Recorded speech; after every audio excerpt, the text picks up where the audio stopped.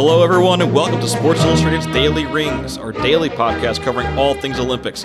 I'm Dan Gartland, joined as always by Mitch Goldich. Mitch, it's time. It's finally the week of the games. It is. We've been talking about this for a long time, so it's very exciting that we now have episodes going live, and we finally have told people about it, and we're hearing from people. And so, yeah, this is great, and I'm excited because we're jumping right in. This is going to be one of our bigger, probably longer episodes. And so big you have to split it up into two parts. This is gonna be fun. We're here. We're at the Olympics, Gart. Yeah, Mitch. So I mentioned at the top all things Olympics. In this case, it really is. We're going to preview all 39 sports, but like you said, we're going to split it up half and half. That's a lot of ground to cover in one day. So you'll half today and the other half tomorrow. Yes, and we will try to keep it snappy. I think everyone understands. People are experts at different levels. We will try to give everybody. I think my goal here, because we also sort of split the sports up, my goal is to give people a mix of what they need to know and some things that are just interesting that caught my eye. And I think we're probably going to go a little more surface level than some people get if you want to go for like the super in-depth track coverage, like the reason we're going to bring in some experts later in the week to help us more. But it might be more than you thought you'd get about some other sports. So it'll be fun to do this. And we should also say we are going to be previewing. I think this is a nice tone setter for us. We are going to go in the weirdest possible order because we split up the sports to sort of on who's going to take the lead on which one to help break it up. And so we, instead of just alternating, like I'll take odds, you take evens, we sort of did a rough draft of who's going to do what. And then we put them in alphabetical order based on what we had. So we're going to be skipping around the alphabet in a strange way, but we'll get through all 39, we promise. It's pretty close, though. It'll be fairly organized. Just nobody look it up or fact check the order. But we'll get through it. I think it's going to be a fun way to get through all 39. So we should probably just get started, and you are going to go first with archery. Yeah, let's not waste any time. So I got archery. Now, I think one of the things people don't realize about archery, I think it's part of it is because of the way that it's broadcast. It's a really long way that they're shooting from. It's 70 meters. That's 230 feet. 30 feet longer than the length of an NHL rink. So imagine a hockey rink and then tacking on an NFL end zone to the end. That's the distance that they're shooting from. And the target it's 4 feet wide. It's got 10 rings. They're each 4.8 inches wide. Outermost ring is worth 1 point. Next one's worth 2, et cetera, until the center one is worth 10. And then the way the competition works for the Olympics is there's a ranking round where the shooters, they shoot on the target to get kind of seeded for the main tournament. And then it's a series of head-to-head competitions. And those are 5 sets of 3 arrows each. The score, I'm not going to get totally into all the scoring in mechanics there, but basically, you win the set. Whoever wins the most sets, they win the match, they advance. South Korea is the nation to beat here. They are like far and away the best in the world. They have more archery medals than any other nation, 43. Next closest is the U.S., they've got 33. And South Korea has won the most archery medals at each Olympics since 1988. Quite the streak. Last time around in Tokyo, Turkey's Mete Gazoz won the men's individual gold, but South Korea won all 4 other gold medals. Because you have, there's 5 events, men's and women's individual, and then team, and men's and women's, and there's also a mixed team event. South Korea has won 27 archery golds, more than twice as many gold medals as it has in any other Summer Olympic sport. So this is their thing. It's similar to the way that they kind of dominate in speed skating in the Winter Olympics. Archery is South Korea's to lose in Paris this year. I appreciate that you gave us the first of what will not be the last example of potentially butchering a name. We are... Yeah, Turkish is tough, but I hope I got it close. We're doing our best. I think I looked up many of the names that I will try to say, but, we're always doing our best here. I think I mentioned this in the preview. I like archery on TV because they do the split screen, and which makes it dramatic, even though, like you said, then you lose a little bit on the distance. All right. Let's move on to artistic swimming. This is what some of you out there may think of as synchronized swimming, but artistic is the official name. There are 2 events. There's duet and team. The team, they have 8 people. There are sort of multiple routines they'll do. The duet is made up of both technical and free, while the team has technical, free, and acrobatic. It's scored by judges, so they'll be scoring it on level of difficulty, synchronization, execution, the artistic impression. So it's similar to gymnastics routines where you'll know, and diving where you'll know the degree of difficulty before they start the routine. Went back and watched some old Olympics routines on YouTube. The camera work is great on the artistic swimming because they have the cameras both above and below the water. And so I really you can see how impressive they are below the water. Yeah, the below water angle is really, really cool. It is. It's very crisp and very easy to see. Another thing that has changed of recent times in the sport is there's a shift toward fun music. I think the olden days it would be classical music, and there's now a shift toward popular songs, and they have the lyrics. So I was reading an article about the 2023 World Championships that talked about the playlists, and routines featured Beyonce and Michael Jackson and Sam Smith and Alicia Keys and movie soundtracks. I watched Team USA's qualifying, and that routine featured clips from Nature is Speaking. I don't know if you're familiar. It's a film series that had celebrities talking about conservation of the planet. So they were doing a routine to a monologue from Jason Momoa as the wave, talking about water. But anyway, the U.S. had not qualified in the team event since 2008. They are back this year.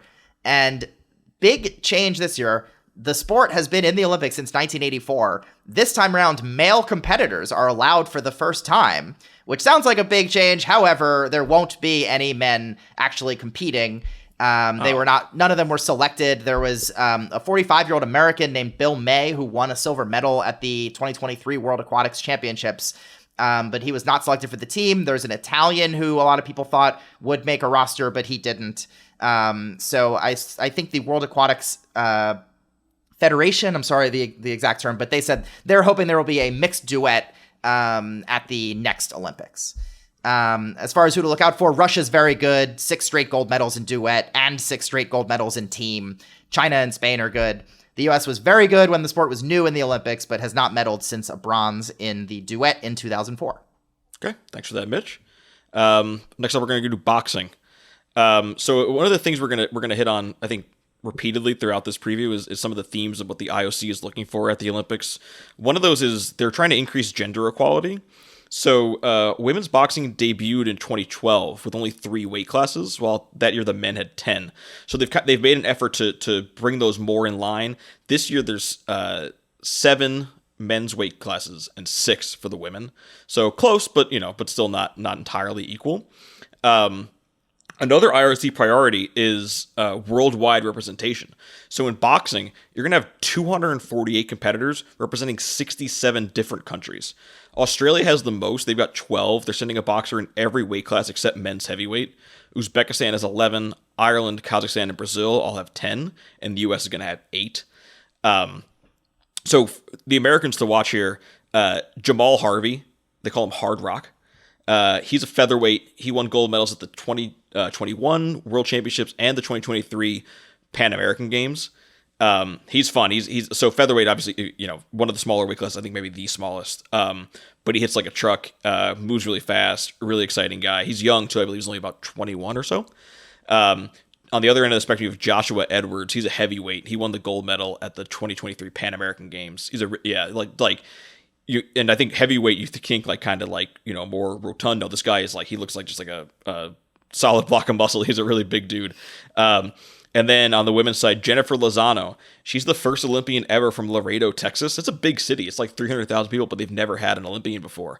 And she made it. There was a male boxer from Laredo who was going through some of the qualification tournaments in these last few months, but came up just shy.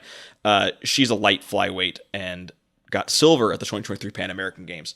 And one of the other things to know about boxing is I feel like people, they think Olympic boxing and they think, it's kind of softer than what you might see in pro boxing.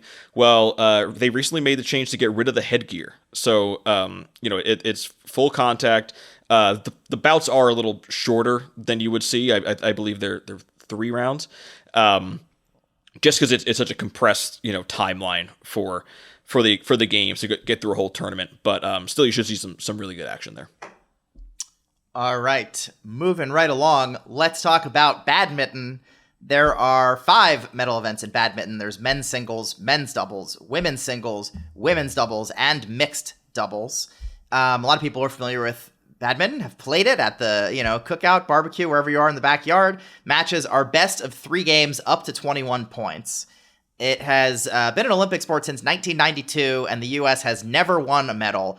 This is a sport where China typically dominates, and Indonesia and South Korea have historically been pretty good.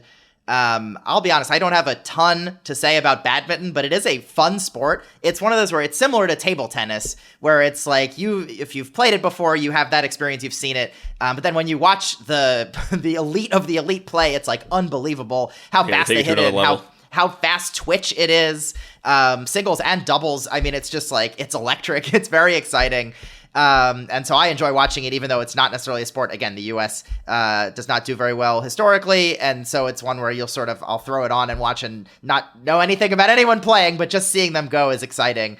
And I do have to say there was just an amazing scandal in 2012 of match fixing where the teams were intentionally losing to get themselves in a better part of the bracket for the knockout rounds. And it was just one of my favorite things I've ever seen. And I feel obligated to bring it up every 4 years, even though the farther we get from 2012, the less relevant it is, because they've since changed the rules. But just a personal badminton highlight of mine from London 2012. And the last thing I'm going to say, story on ABC News, July 17th, Gart. A Denmark mixed doubles player withdrew a result of multiple unintentional errors made in reporting his whereabouts in line with anti-doping regulations. We already have a badminton doping scandal. The Olympics are off and running. Wow. I think I have to be a responsible journalist and note that Badminton Denmark says it was a misunderstanding and no deliberate misconduct. But I think that might be the first person who's withdrawn from the Olympics over a potential doping situation. I'll have to Google him and see if he looks like a wrestler or something. I can't imagine what advantage that would give you. All right, next up we got beach volleyball. So this is always one of the most popular events of the Olympics. Really exciting. The 2-on-2 format means there's a lot of open space out there, and you have people diving all over the place. It's always really fun. This year, I think it's going to be even more of a big deal for TV because the venue is directly in front of the Eiffel Tower. There was a video that I believe it was the Paris Organizing Committee put up online maybe last week, showing the stands, and like the Eiffel Tower is directly on the midway line of the court. It's a really stunning view, and it's going to make for some really great visuals on television. Americans have traditionally dominated the women's side. They've won 4 of the 7 gold medals since the sport debuted in Atlanta in 1996. Obviously, people know about Missy May Traynor and Kerry Walsh Jennings. They won 3 in a row. Last year in Tokyo, or last time around in Tokyo, it was April Ross and Alex Kleinman. But they both took time away from the sand to focus on family after those Olympics. They each gave birth to children. Congrats to them. They reunited recently to get back on the pro circuit, but their comeback came too late to qualify for Paris. They just didn't have enough time on the World Tour to make up the kind of ranking points that you need in order to get there. But the American team to watch this year on the women's side is going to be Kelly Hughes and Sarah Chang. They're making their Olympic debut, but they are the defending world champions. On the men's side, the reigning world champs are Andrej Perisic and David Schweiner of the Czech Republic. But the American you got to know over there is Chase Budinger. You may know that name if you're a real NBA sicko. He played in the NBA for a while, played college basketball at Arizona. I know that name. Yeah. Had a good NBA career, long, but not particularly storied. But he hung up the basketball shoes and then I guess took his shoes off to go to play beach volleyball. And he qualified for the Olympics with his partner Miles Evans, and he's going to be the first. I think he was the first person ever to play in the NBA and then play another sport in the Summer Olympics. Mm-hmm. I believe he's from a volleyball family. I think his sister played competitively, and I think he always knew that after basketball he would try this. And he was a big time volleyball player in high school. He's from Southern California, big volleyball community out there, so a natural transition for him. Yeah, cool story. Both 2 good sports for tall people. Yeah, he's, I believe, 6'8", so that works to his advantage. Yes, and speaking of basketball, that is the next sport on our list. It's basketball. You know how basketball works. They will be playing 5-on-5, which normally sounds like something I wouldn't have to explain, but that will be important later. This basketball in the Olympics, it runs very similar to many other international tournaments and other sports. There's group play and then a knockout stage. Both men and women will have 12 countries each in 3 groups of 4, and then the top 8 teams move on to the quarterfinals. Games are 40 minutes long, and there are some rules that might be a little different from what you're used to. Particularly, this always throws some people off, but there's sort of a lax policy on goaltending where you can hit the ball when it's still on the rim. What would be goaltending in the NBA, you can get away with it in the Olympics.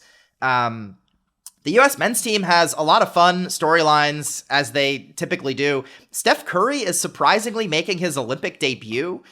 He's been a star, obviously, for a long time, but just the Olympics haven't lined up with him with some injury situations. So you always think about who's going to be really fired up and focused on making sure they win gold, because the pressure's always on them to win gold. You'd imagine Steph Curry at this stage in his career finally playing. It'll be very important to him to get that gold medal. He will be teammates with Kevin Durant again. They, of course, won titles together with the Golden State Warriors, and then KD left Golden State. Steve Kerr, by the way, is the coach of Team USA, who was their coach together in Golden State. LeBron James, he's famous. He is on the team. He's still very good at basketball. Bunch of stars. Anthony Edwards had a great quote. He's the young rising star on the Timberwolves who led them on a playoff run this season. And he had a quote where, with all this talent on the team, he said he's still the number one option, which I just love to see. A great comment from him. Joel Embiid is also on Team USA, which I will be talking about him quite a bit as a Sixers fan. I was surprised you waited that long to bring him up. Of course. Yes, Embiid, he was born in Cameroon and he considered playing for France, but he has decided to play for Team USA, and so I'm excited to see him on that stage. The Team USA men, they've won 4 straight gold medals and 7 of 8 golds since the original Dream Team in 1992. They did lose their first Olympic game in 2021 against France. I mentioned there's group play and then the knockout. So they lost to France, and then they won 5 straight games, including a rematch against France in the gold medal game. The U.S. is, again, the heavy favorite. Next in betting odds are Canada, France, Serbia, and Greece, which makes sense. There are a lot of NBA players throughout the event. Giannis is playing for Greece in his first Olympics. Jokic is playing for Serbia. Victor Wembanyama is going to play for the host country, France, which I think is very cool. That's going to be great. And then I mentioned Canada. Canada has 11 NBA players on their roster. And so not on the same star level as the US, but they have a really solid roster with players that NBA fans have certainly heard of. Shai Gilgeous-Alexander, Jamal Murray, RJ Barrett, Lou Dort, etc. A bunch of legit NBA players. So it should be a very fun tournament with the US favored, but not so overwhelmingly that, they'll be pushed. They'll have some good games. On the women's side, Team USA women's basketball might be the best team in the world at anything. If you were just to rank any team in any sport, they might be number one. They've won 7 straight gold medals. They are 70-3 all time in the Olympics. They have not lost an Olympic game since 1992, which puts them on a 55-game winning streak in the Olympics. And they have not had a loss in any tournament since 2006. The WNBA is taking a break in their season, so the top stars will all be there. People sort of lost their minds a few weeks or months ago about Caitlin Clark not being put on the roster, and for time, we don't have to get into all of that now. It does that sort of debate overshadowed a little bit some of the players who are there. They still have a stacked roster. Diana Taurasi is on her 6th Olympic team. Brittany Griner is back to international play, and that's a name that I think even non-sports fans will know. Wow. Her story, she was wrongfully detained in Russia for 10 months in 2022, so it's a big moment for her to be representing Team USA again in her 3rd Olympics. And then Brianna Stewart, Sabrina Ionescu, Aja Wilson, Kelsey Plum, who won gold for Team USA in 3x3 basketball last time around. So they have a stacked roster. I'm sure people will continue talking about Caitlin Clark, but 2 stacked teams in basketball. Team USA will really be the story in both sports. Yeah, that'll be a fun one for sure. Speaking of fun ones, breaking. This is what we got next. So breaking is brand new this year, and you might think, what is that? Well, it's you might call it breakdancing, but they call it breaking in the Olympics. And I think this is going to be a real, I don't want to say breakout, but this is going to be a really popular event in the Olympics this year. I think people were skeptical about it when it was first announced, like, oh, you're really doing dancing in the Olympics. But I think this is just tailor-made for social media. You're going to see, I was watching some clips on YouTube in preparation for this, and you're going to see a lot of, 10, 20-second clips of people doing some really wild moves that are going to blow your mind. And it's going to draw people in to watch the full event. The interesting wrinkle about this The competitors are officially called B-boys and B-girls. It's not a men's division and women's division. It's B-boys and B-girls. And also, every competitor has a stage name and is referred to as B-boy or B-girl and then their nickname. So, for example, some good ones. Philip Kim of Canada, he's Phil Wizard. Sun Chen of Chinese Taipei, they call him Quake. Liu Qingyi of China goes by 671. My favorite is Rachel Gunn from Australia. She goes by Ray Gun. And then there's an American woman named Logan Alana Edra. Her name is Logistics. So, so you're going to hear like, this is, B-girl Logistics versus B-girl Ray Gun. And, which, again, unique among Olympic sports that they're having these like stage names, but a cool little wrinkle. The other interesting thing about this is the competition format. So it's a series of one-on-one battles. It's not just like scored, like skateboarding where everybody goes and you get a score and the high score wins. No, you're competing head-to-head against somebody in a dance battle. And also, the events will feature a live DJ. So the dancers will have to improvise to the music. Imagine like if Simone Biles is out there doing her floor routine and all of a sudden the DJ like drops the beat and she has to change up what she's doing. So yeah, it's going to be a really fascinating thing just to see, not only because it's new, but I also think it's going to bring in a lot of new eyeballs to the Olympics. People who certainly they're hoping for this to be appealing to the younger demographic. But yeah, it's going to be really really fun. Yeah, I'll admit, I was definitely one of those people who, when I first heard about this, same. I forget if it was 8 years ago or when the announcement was, I thought like, that sounds kind of lame. Doesn't sound like a sport really. And I'm sure there are other people who feel that way, but I am interested in watching. I'm curious to see how it goes. And I wonder if the Tokyo Games sort of changed my opinion on this, because those were the games where they added a bunch of new sports. They had skateboarding, they had speed climbing, they had surfing and they're sort of going after that sort of extreme sports, younger demographic with all of those. And so maybe seeing those in the Olympics, I was like, let's just give it a shot. Let's see. But I'm more curious than I was. Any skeptics who are out there listening, like watch a video and there's no way to watch them do this and not think, wow, these people are insanely athletic. Yeah. And you mentioned this in the preview. We need what throwdown names? What are the breaking names? B-boy Mitch. We need to be. Yeah, I need a name. So you can find me on Twitter or Instagram or wherever at Mitch Goldich. You're at Dan_Gartland. You can email me. We're easy to find. If you've got B-boy names for me and Dan, let us have them. I think it'll be a shame if we get through 3 weeks of the Olympics of podcasting every day and we don't have throwdown names. So yes, putting out the call. Okay, I will now move on to, we're still on basketball, and it is basketball 3x3, and that they want you to pronounce the X. I was thinking that is true, but I was thinking that would be a very funny prank if it wasn't true, and if we just decided, Gart, to make our listeners think that was how it was pronounced and sent them off into the world to say that. But no, it is actually 3x3. The sport was new in 2021. I already mentioned Kelsey Plum won a gold medal for Team USA, and now she's on the 5-on-5 squad. It is strange to me that this is considered a separate sport in the official breakdowns when there are like 5 different kinds of cycling and multiple types of sailing and all kinds of things that are very different. And this is literally just more basketball. But it is very different in a lot of ways. They play half-court games. The games are either 10 minutes or first to 21, and that's with a 3-point line, but by 1s and 2s. They really are the IOC and whoever's writing stuff on the official websites, they are leaning into this as a quote-unquote like urban sport. So it's an outdoor court that'll be under a tent in case of rain, and they have a gray surface so that it sort of looks like a blacktop, and there's going to be a DJ playing. It's at the same venue area where they're going to have some of those younger sports like climbing and skating. I believe they're all together. Yeah, they're all together. Team USA won gold last time. I mentioned Kelsey Plum. This time around, they have Haley Van Lith, Ryan Howard, Sierra Burdick. Cameron Brink, the rookie on the LA Sparks, was supposed to be on the team, but tore her ACL just last month, which is a bummer for her.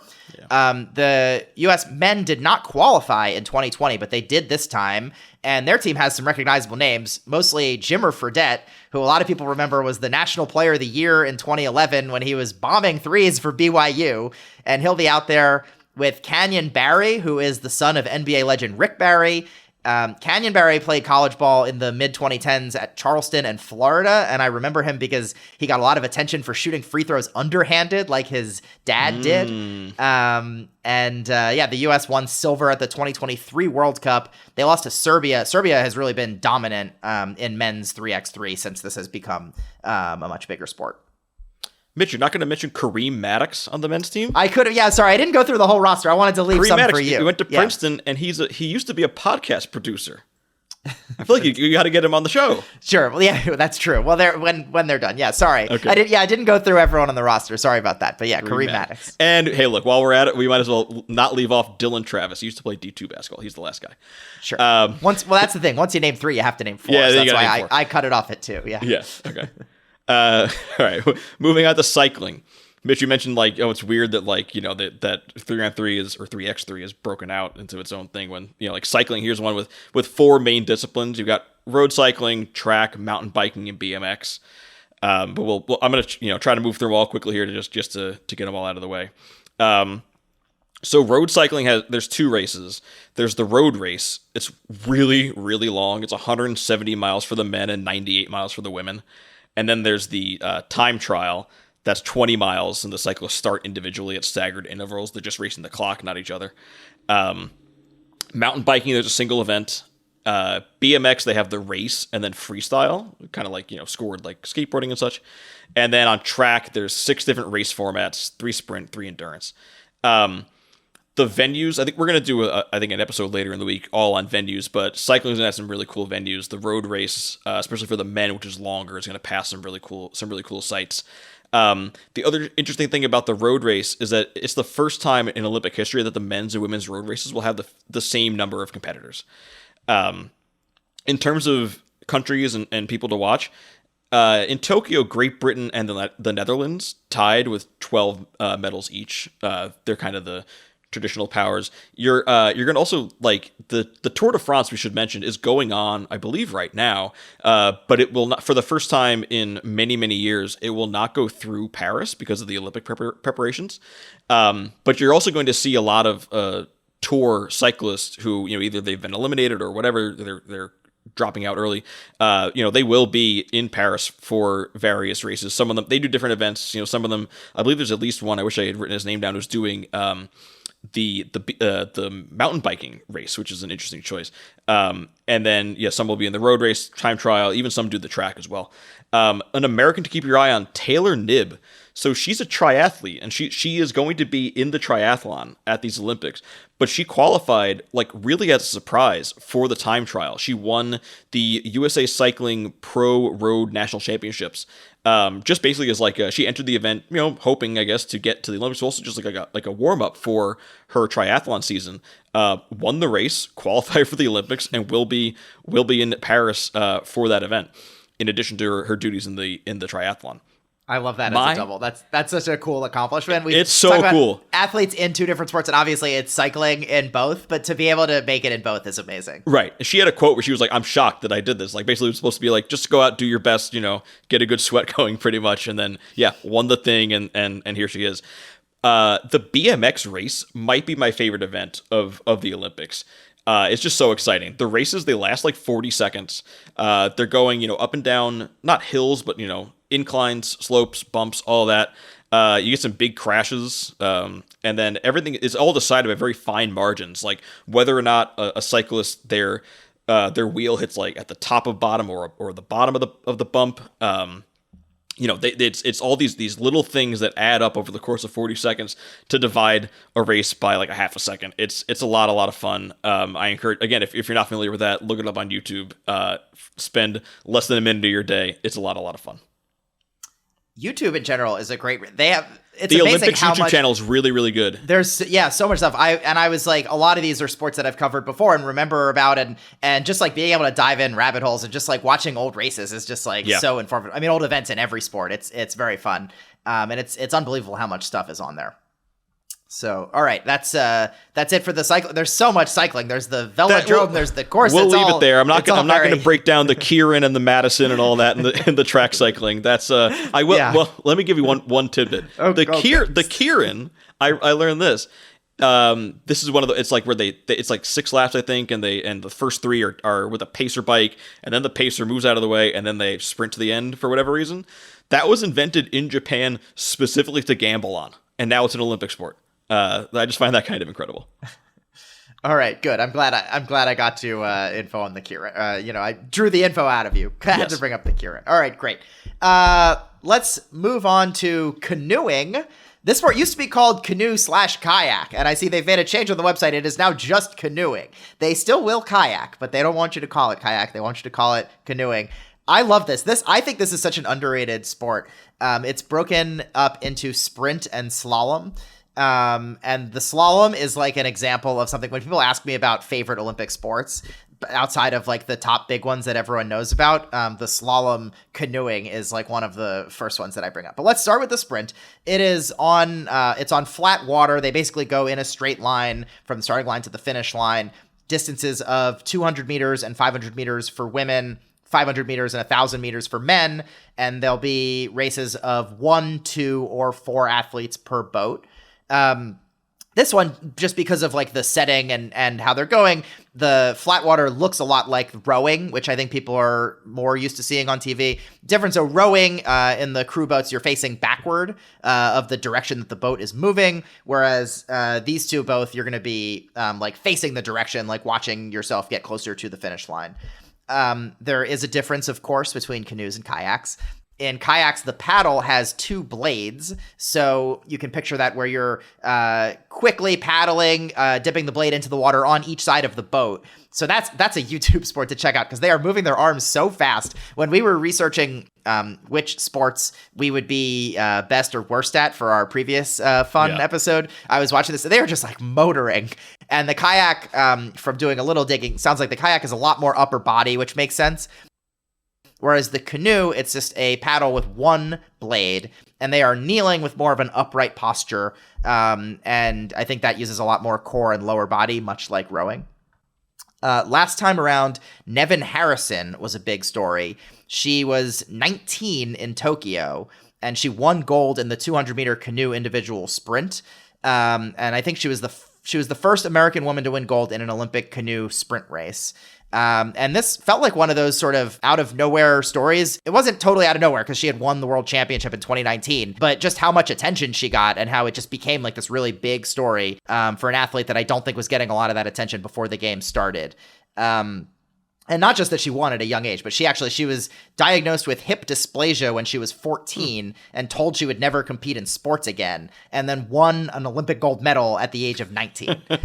So very, very cool story. And then she won another world championship in 2022 and is back to defend her gold in 2024.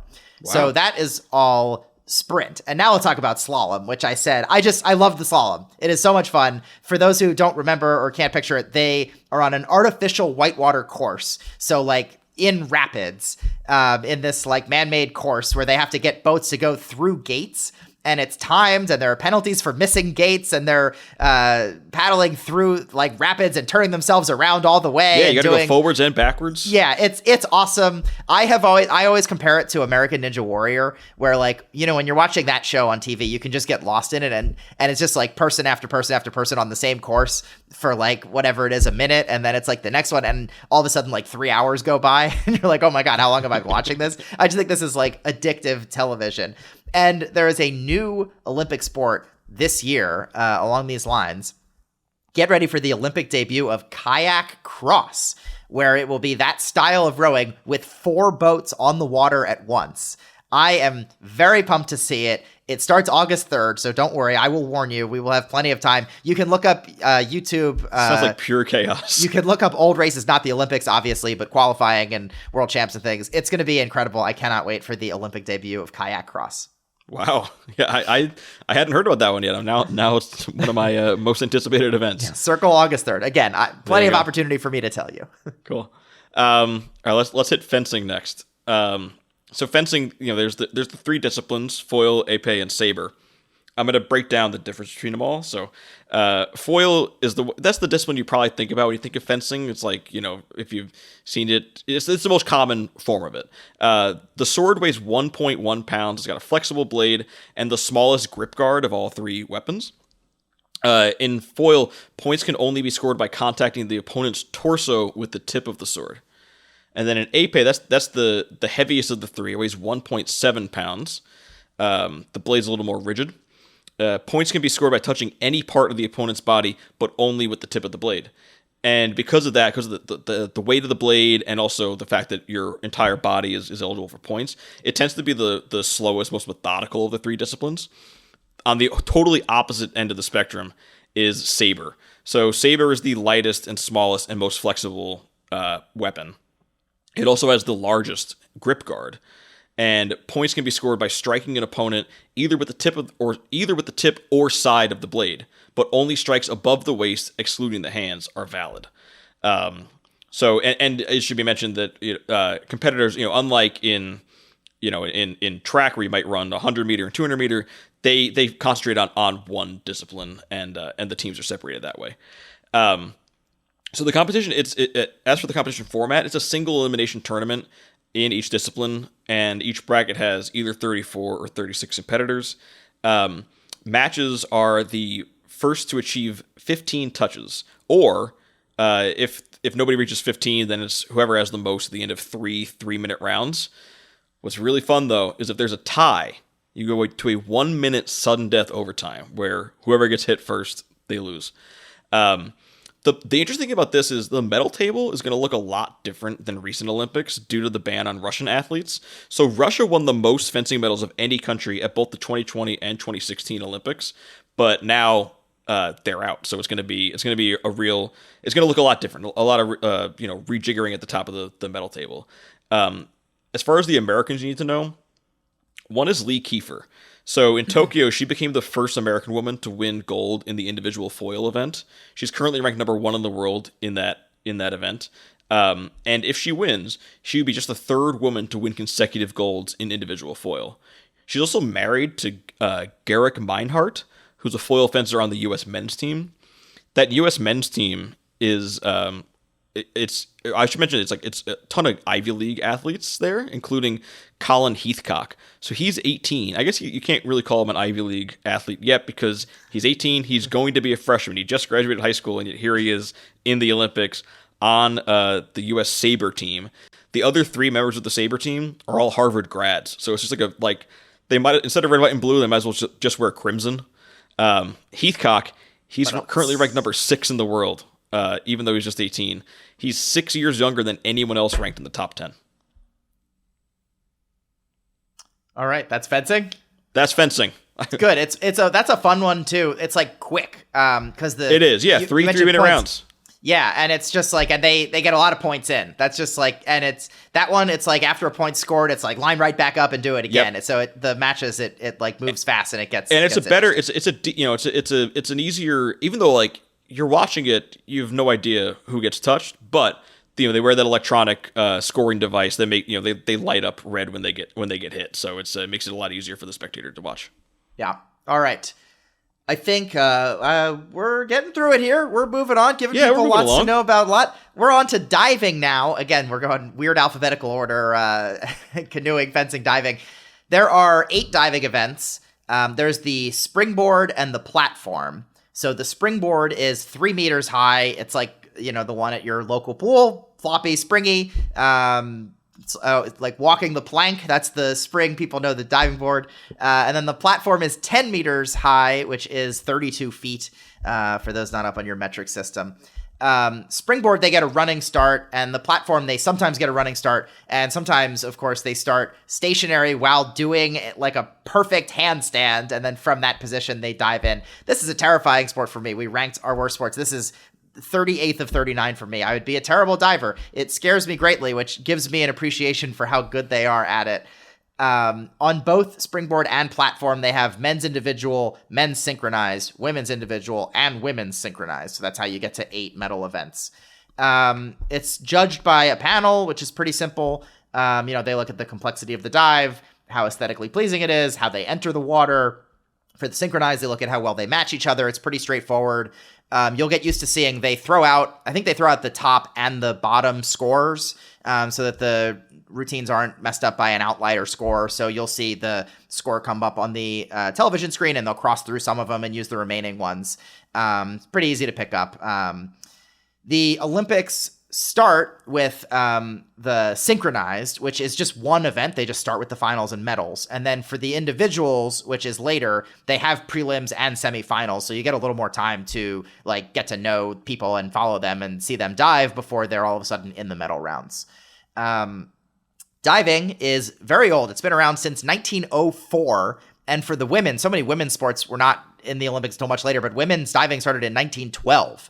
The synchronized was not added until 2000, so that's a little more recent. China is very good, as we've mentioned for a few sports now. They dominated Tokyo. They won 7 out of 8 gold medals and 12 out of 24 total medals. As far as Americans, you should know there's a platform sync pair, Jessica Parado and Delaney Schnell, who won silver in Tokyo, and they are back. And Delaney Schnell also does individual platform. And then there's Andrew Copabianco won a silver in synchronized springboard, and he is back, though with a new partner. And then another duo, there's Sarah Bacon and Cassidy Cook. Bacon and Cook, they've heard all the jokes, I'm sure. They are synchronized springboard, and they took 4th at Worlds. And then a fun fact, Carson Tyler is the first American in 24 years who will do platform and springboard in the same Olympics, which is cool to have both of those skill sets. I like that. A little versatility. All right, moving right along to golf. So golf, it's a 4-round golf tournament. It's not, we're not breaking the mold here. But the one thing to know about the men's, in terms of the format, it's going to follow that typical Thursday to Sunday structure you're used to seeing on the PGA Tour. It starts August 1st. So there'll be a week off between the British Open and the Olympic tournament. Also great that the guys over there, they're going to just go from Scotland over to France, not a long trip. The women's tournament is the following week. It's August 7th to the 10th. That's Wednesday to Saturday because it's going to end on the second to last day of the games, the day before the closing ceremony. So the tournament, it's going to feature 60 players per gender. Qualification was based on the official world golf rankings. So if you follow golf at all, you know the controversy over those rankings where live golf players are not they're penalized because live events don't count toward the rankings. Still, though, 6 live golfers did manage to qualify, most notably John Rahm, Abraham Ancer, and Joaquin Niemann. The most notable absence is Bryson DeChambeau, because even though the issue there is players ranked in the top 15 were given priority to qualify for the Olympics, with up to 4 spots per country per gender allotted inside the top 15. Bryson was ranked 5th among American men, even though he's number 9 in the world, just off of his performance in the first 3 majors of the year. So he's had this great year where he's killed it in majors and ranked up enough points that way to get to number 9 in the world, but because he's 5th among American men, he doesn't make the cut.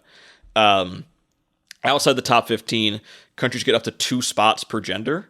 So the U.S., which has 4 men and 3 women, and South Korea, which has 3 women, are the only countries with more than 2 participants in either tournament. So that also means, like, because we talked about they're trying to represent a lot of countries here. So even though it's 60 participants, when you're limited to 2 per country, you're getting down to those in the 50 to 60 range. They're ranked in like the 300 to 400 range in the world. I think that the lowest ranked in the men's field is a guy from Finland. I don't have his name in front of me, but he's ranked like 388.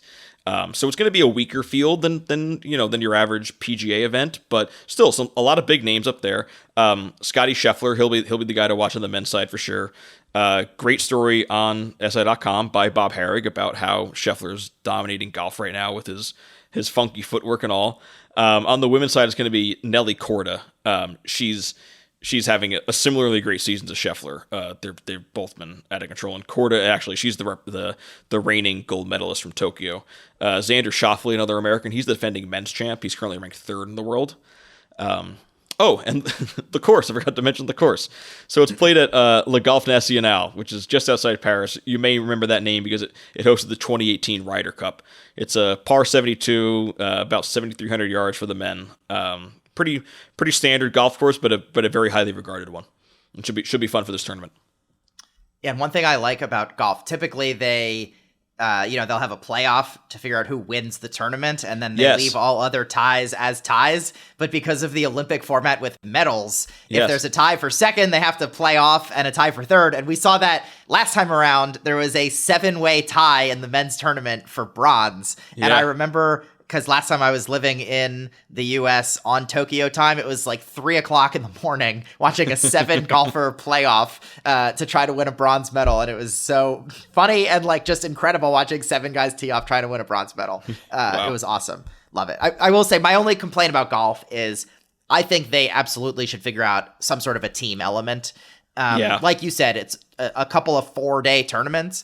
The Olympics are 16 days, so that's 8 days of golf and 8 days of nobody on the course. I think they ought to figure out some sort of an international team group thing, and I just think to make it more interesting, like we've seen how popular some of those international tournaments are, like you just mentioned, the Ryder Cup was on this course. I think coming up with some sort of a system where the best golfers individually play for gold, and then you, bring more golfers from each country for, whether you only invite 8 teams or whatever. I think coming up with some sort of a format, that feels like a big miss. Maybe they should talk to Liv about how to do a team competition. They seem to have that figured out.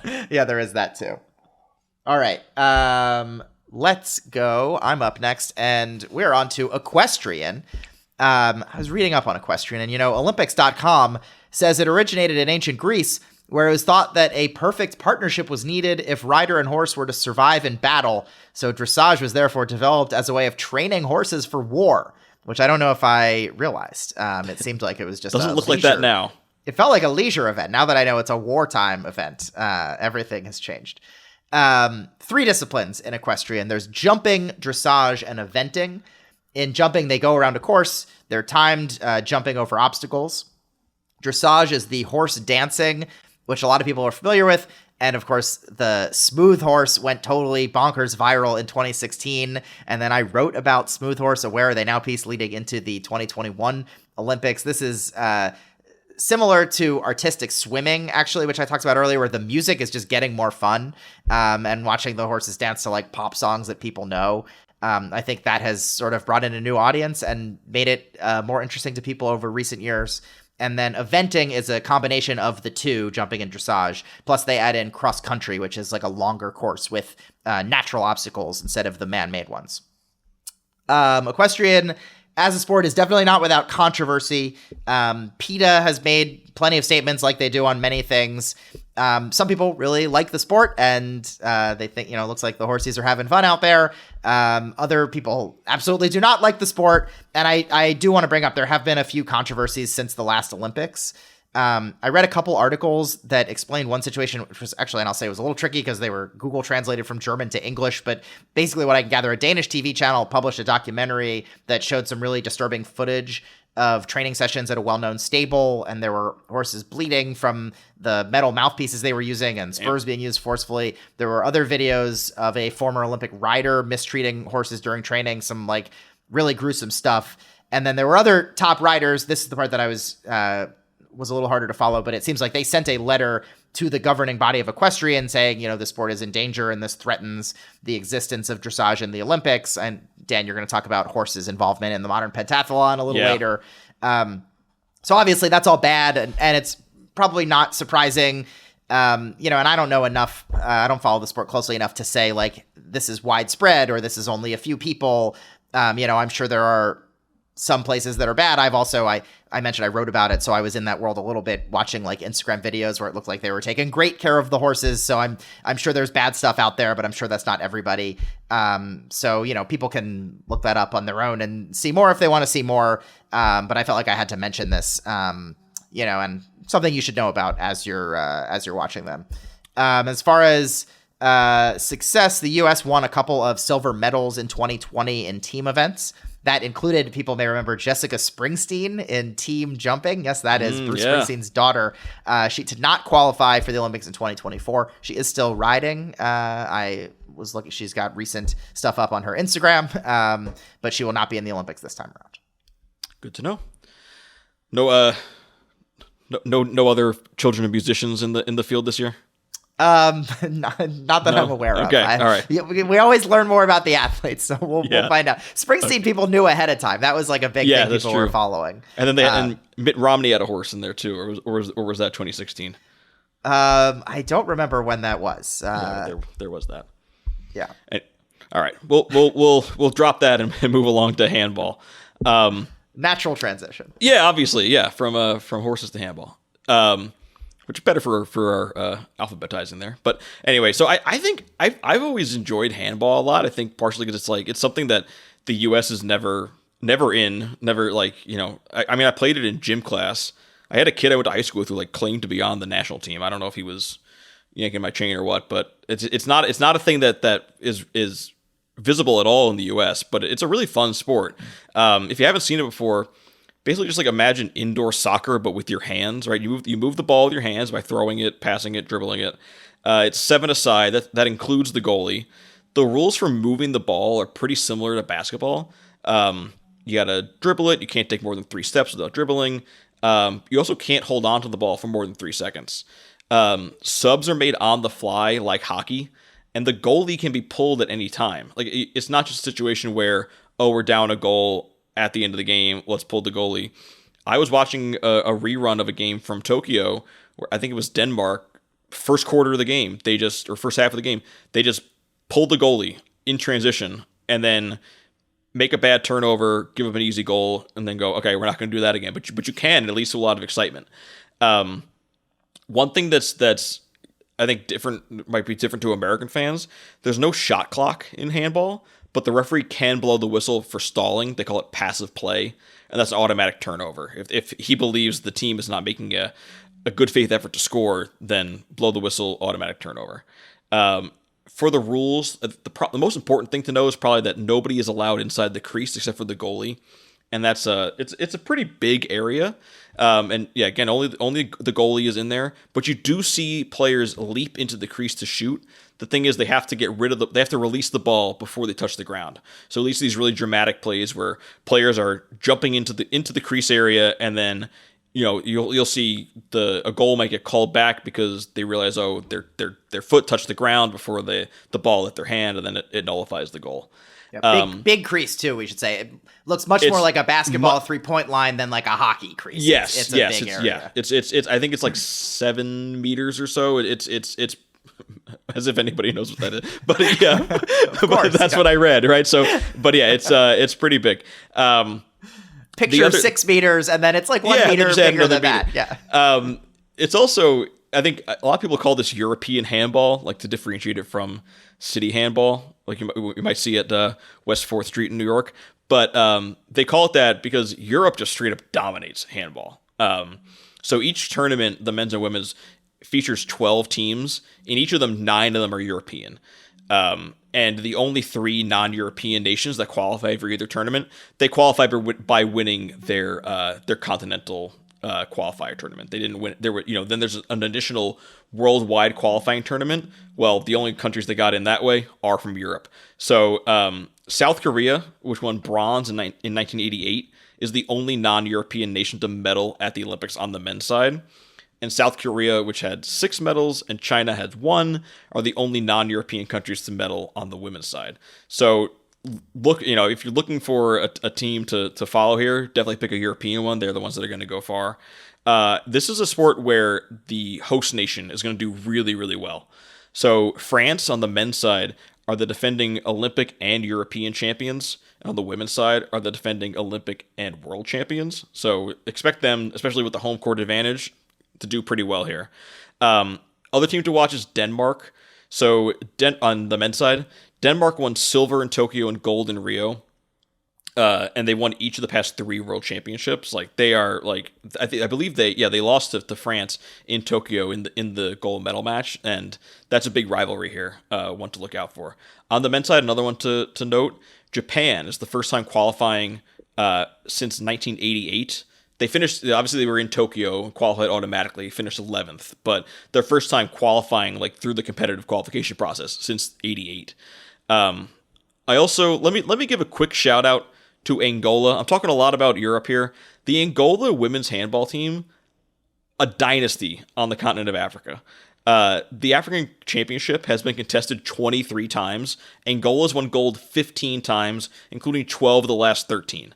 They are without peer in Africa, just totally unbeatable over there. Unfortunately, that success has not really translated to the world stage. They've only made it out of the group stage at the World Championship twice, and never at the Olympics. They did, however, give France a really big scare at the most recent World Championships. They had a potential game-tying goal glance off the post in the final seconds. And the interesting thing about that is France and Angola are going to have a rematch in the group stage in Paris on the women's side. All right, you have been talking about Angola handball. I'm glad. I was shocked to learn how glad they got dominant their they've moment been in this podcast. I'm glad you brought them up. That's good. And you'll have to let us know, obviously, when that game is coming up. I'll be following. Yeah. All right. I've got field hockey for reasons that will soon be obvious. Field hockey is a classic team sport tournament with the group play and then the quarterfinals. There are 2 groups of 6, and then the top 4 in each group are going to advance. Games are 4 quarters, 15 minutes each, and they play 11 on 11, including the goalkeeper, which is just like soccer. Line changes are live, just like ice hockey, and just like handball, as you just mentioned, Gart. Goals can only be scored from inside the shooting area. So this is like the exact inverse of handball. Handball, they've got to be standing outside the line. Here, they've got to be inside. So you end up getting a lot of action in front of the net, which is fun.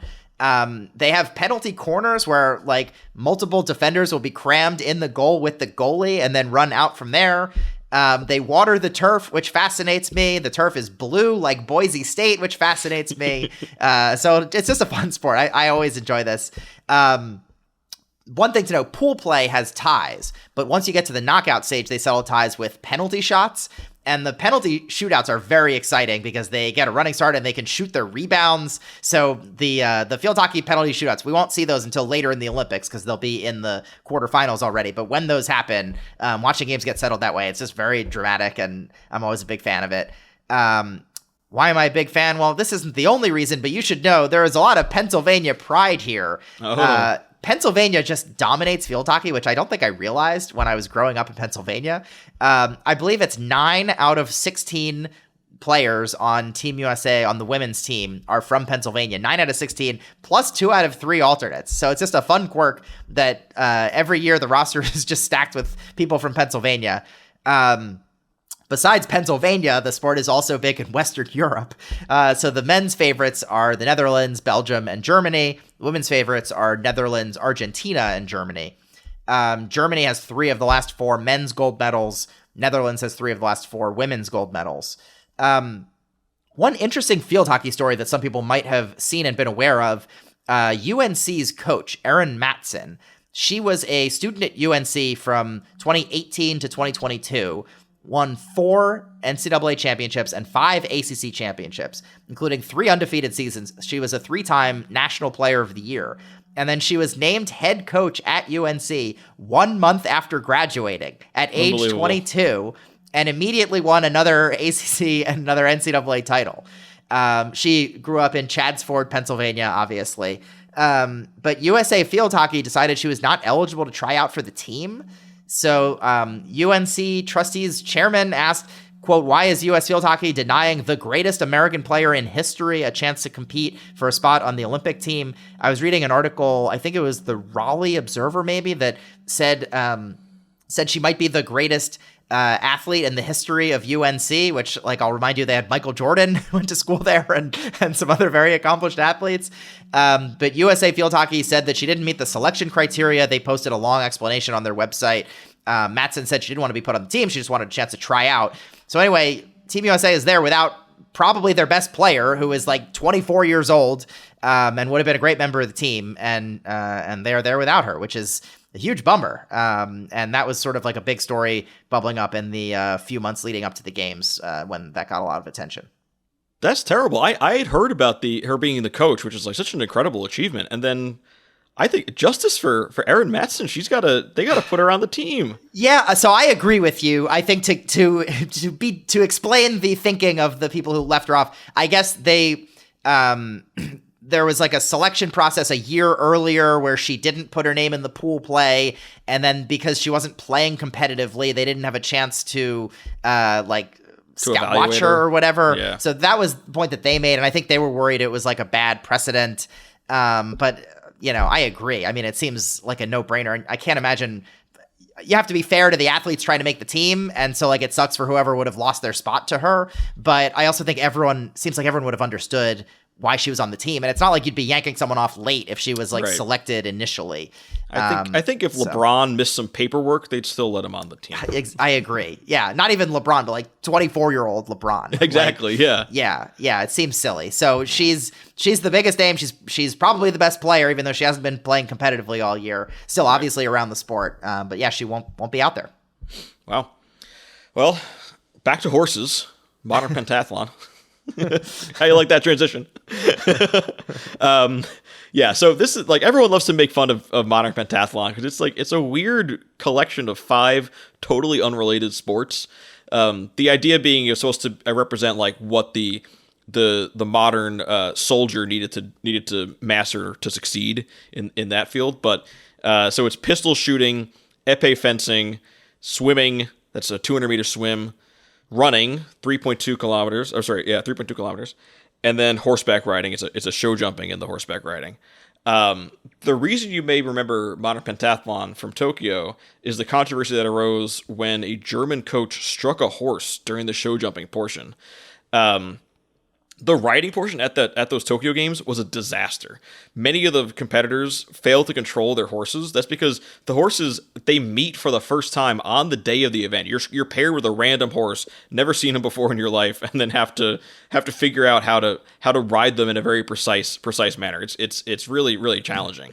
And that led to a lot of discussion about both the fact that it's difficult and also that the horse was hit by a coach. It led to a lot of discussions about the future of the horse portion of this event. And so modern pentathlon was initially dropped from the program for the 2028 games in Los Angeles. But then the sports governing body came up with a compromise where they said, we're going to replace the riding portion with an obstacle course race. On foot, on no horses involved, just people running an obstacle course. That'll be the 5th event. So that means the Paris Games, which will have the horse jumping, will be the last Olympics to feature that event in the modern pentathlon. So you send it a fond farewell or a not so fond farewell, depending on your view of it. Soon to be the ancient pentathlon. They're going to be even more modern. Exactly. The new postmodern pentathlon with an obstacle course. If the like a Ninja Warrior style obstacle course makes it a lot more modern. I think that makes a lot of sense. But quickly in terms of folks to watch here, British athletes Joe Chong and Kate French, they won gold in their respective events at the last Olympics, and they're back to defend. And important for them to defend this way before they have to learn a whole new obstacle course discipline to round out their strategy there. That is true. That will really have a significant impact on the athletes competing and who's in, and very different skill sets. Yeah, riding a horse versus doing Ninja Warrior. I guess there's already the flat running portion of it. I guess that's a lot more. These people have to have exceptional cardiovascular endurance, so that's probably more up their wheelhouse than hopping on a horse. All right. I was out on modern pentathlon, and I was ready to rail against it. After years of trying to give it a chance, but knowing that they're changing the horse, it was really bad last time around. So I'm very glad to know they're making changes. I don't know how I feel about it this one. I'm interested in the LA version. Let's say that. All right. We have 2 sports left. This is my last one, and it is a big one. It's artistic gymnastics, which is not to be confused with rhythmic gymnastics, which I think is going to be your last one today. I think those are our last 2 here in this episode. Correct. And then we'll do every other sport in part 2. So this is the gymnastics you're probably thinking of. This is one of the most popular, most watched sports. And the U.S. women's team is stacked with people because they are returning Olympians. So obviously the headliner is Simone Biles. She is the most decorated gymnast in history. This is her 3rd Olympics. She won 4 golds in her life, all in Rio, including the all-around gold in 2016. She has 7 total medals. She has 23 golds at World Championships. Also joining Biles on the team is Suni Lee, who was the all-around gold winner in Tokyo. Jordan Childs, who was part of the team that won silver in Tokyo. Jade Carey, who won gold on the floor exercise in Tokyo. And then Hesley Rivera is the one newcomer. She just turned 16 in June, which actually makes her the youngest member of Team USA across the entire delegation in any sport. There's nobody younger than Hesley Rivera. And yeah, I'm sure a lot of people listening to this watched the trials, which were kind of crazy. There were injuries to a few contenders. And so just like a reminder that anything can happen.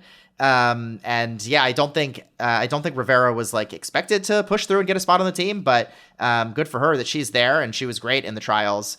The U.S. has won 5 straight individual all-around golds. So Suni Lee last time around, Biles in Rio, Gabby Douglas in London 2012, Nastya Lukin in Beijing 2008, and Carly Patterson in Athens 2004. In the team event, the U.S. has medaled in every Olympics since 1992, including golds in Atlanta, London, and Rio. They took silver as a team last time. Of course, last time, major story was Simone Biles dealing with the twisties in Tokyo. It's kind of amazing that she's here. So many gymnastics, we've seen, Hesley Rivera 16, so many of these athletes, they end their careers very young. They peak young, and then by Biles' age, they're out.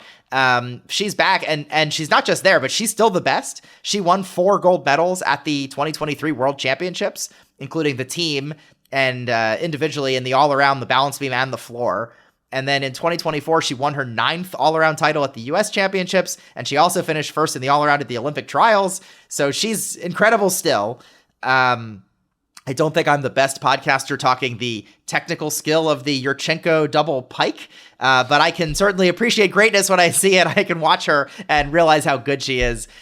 Since the last Olympics, she has unveiled a new vault named after her called the Biles 2, because she already had the Biles 1. So this would be just amazing if after everything that she went through with the twisties, if she comes back and has another incredible Olympics. And the other thing I'd say along those lines is just that I think a lot of people talked while that was happening about having a newfound appreciation for the sport, just learning a lot about the mental side and the danger that they have. Yeah, absolutely. It always looked dangerous, but hearing her and hearing so many other like former Olympic gymnasts talk about what she was going through and like what's going through your head and like even just like how narrow the beam is and how high you are and what can happen if you're just like a split second off. So I think I want to keep that in mind, and just like I think I'll have a greater appreciation watching gymnastics than I have in my whole life, just because of how much we learned about them and the danger in 2021. Yeah, it's fascinating. The U.S. men, they have less of a track record of success and they get less attention, but they will be there. They finished exactly 5th in the team event in each of the past 3 Olympics, and then won a bronze medal in the team event at the 2023 World Championships. Brody Malone is the only returnee from Tokyo. He is a 3-time U.S. national all-around champ, and he won a bronze at the 2022 World Championships in the horizontal bar, though he was actually injured and missed those 2023 World Championships when the team took a bronze without him. So yeah, the event rundown, the women, they do the vault, the uneven bars, the beam, and the floor. The men do the floor, the pommel horse, rings, vault, parallel bars, and horizontal bar. Scoring can be a little confusing to outsiders. The perfect 10 has been gone for a long time. The scores will be different. I will certainly be relying on the broadcasts to help clear things up and guide me along the way, as I know many people will. But should be great. Obviously, it's a spectacle every time. A lot of very famous athletes doing a lot of incredible things. Yeah. Related to that is rhythmic gymnastics, but it's pretty different. It's a women's only event, first of all. I think maybe people might not realize that. There are, I think, in some countries offer like national championships for men's rhythmic gymnastics, but in the Olympics it's a women's only event. There's only 2 competitions. There's an individual all-around and a group all-around. So unlike in artistic gymnastics, there's no medals for the different apparatuses. And there are, there's 4 different apparatuses here in rhythmic gymnastics. There's ball, hoop, clubs, and ribbons. And so they perform routines on the floor to music, using these different, they're balancing a ball, they're spinning a hoop, they're juggling clubs and twirling ribbons, and It's very. I mean, the skill involved is really really fascinating. I think it's something a lot of people kind of thumb their noses at, but it's you watch them and you gain a real appreciation for what they do. The group event, unlike the team competition in artistic gymnastics, they all perform together. So it's kind of like artistic swimming in that regard, where you have, I believe it's 6 of them on the floor all at once, doing a synchronized routine. The thing to watch out for with rhythmic gymnastics, Russia has historically dominated this event. They've won 22 of the 51 medals awarded in the sport's history. I'm lumping together Russia, the Soviet Union, the post-Soviet unified team, and the ROC banner from Tokyo. But so what you think of historically as Russia, 22 out of 51 gold medals. Belarus, second all time, with 7 medals. They're also banned because of the invasion of Ukraine. So it really opens the table for a lot of other countries to step up here. Bulgaria and Ukraine are tied next with 5 medals all time. The U.S. has never medaled in our rhythmic gymnastics, so not the way that we dominate in artistic gymnastics. It's a totally different field, and not something that we're expected to do very well at this time around. And that's that. 19 sports down, 20 to go. That's it. This was fun. This clocked in. This was shorter. I was worried we were going to I know. We made really good time. Yeah, this was good. So I hope people really enjoyed this.